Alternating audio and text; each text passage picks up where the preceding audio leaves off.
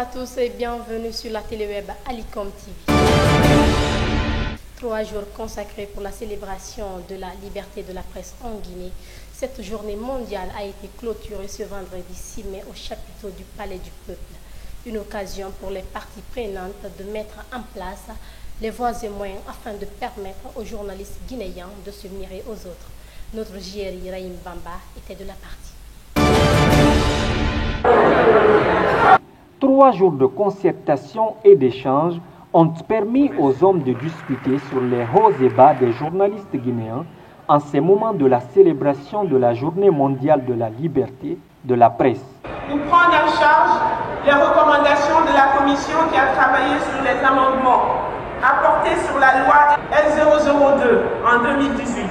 Nous allons, avec l'appui de la Haute Autorité de la Communication, organe régulateur, y travailler pour son actualisation, car elle doit désormais intégrer la transition vers le numérique de la radio et de la télévision, qui verra naître de nouveaux métiers.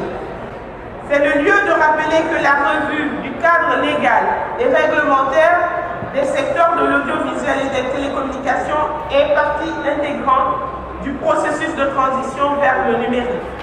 Ces différents prix dédiés retracent la détermination que chaque participant a mis en jeu. C'est un sentiment de joie et de fierté et nous sommes vraiment contents. Je suis très contente. Sur ce, je remercie tous ceux qui m'ont accompagné de près ou de loin. Je remercie également notre vice-doyen, M. Lamine Camara, qui est toujours là pour nous coacher, pour nous orienter dans le bon sens.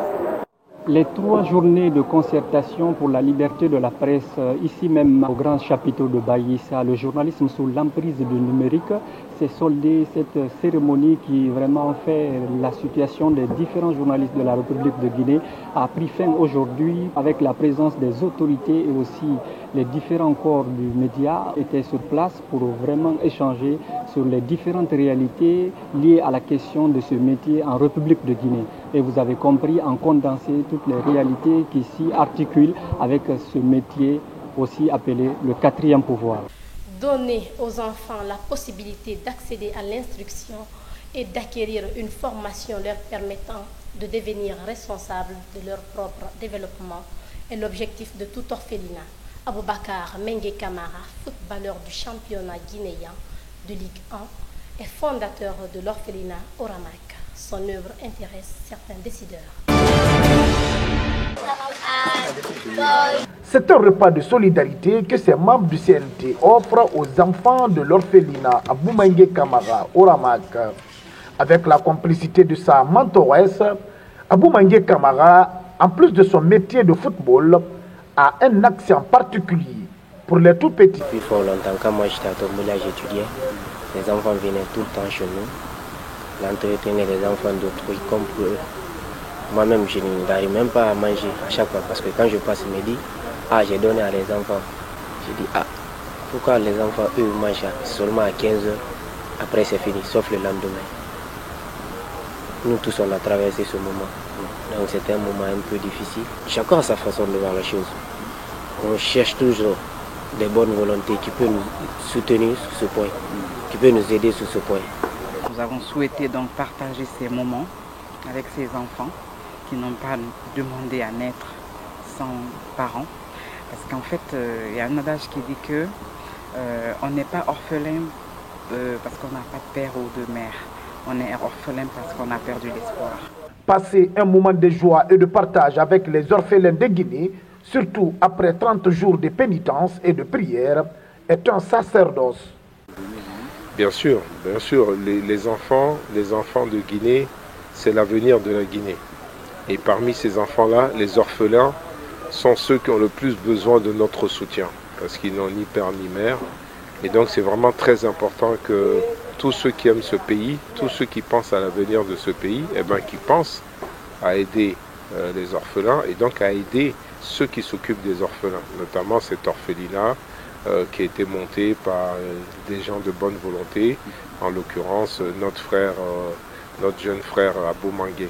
Selon les informations, la fin de ce mois, ces acteurs présents ici organisent un événement dénommé 48 heures, une cérémonie au cours de laquelle les frères Popa feront leur présence.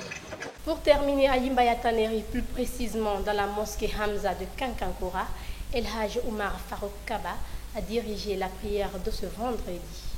Docteur en théologie, il a émerveillé les fidèles musulmans de cette mosquée par la qualité de son sermon. Ibrahima Sori Kimamburo Kamara et Abdoulaye Souma. Suivez.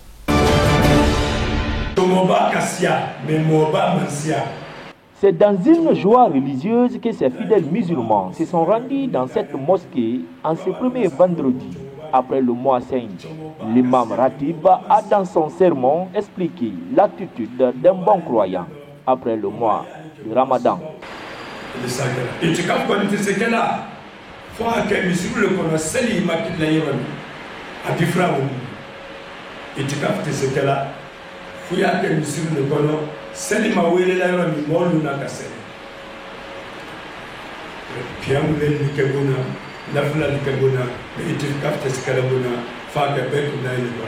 Dans cette rencontre, le premier imam de cette mosquée a lancé un appel à l'endroit de la population de Guinée.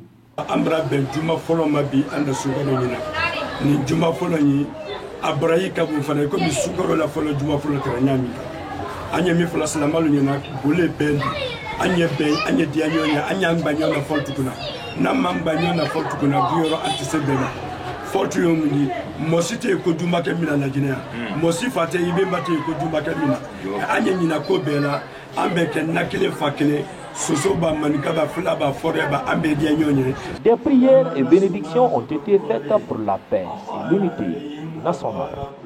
C'est la fin de ce journal. Merci de l'avoir suivi et merci à toute l'équipe de la rédaction. Bonsoir chez vous. www.alicomguinée.com et Alicom TV Guinée, au cœur de toutes vos actualités guinéennes et internationales.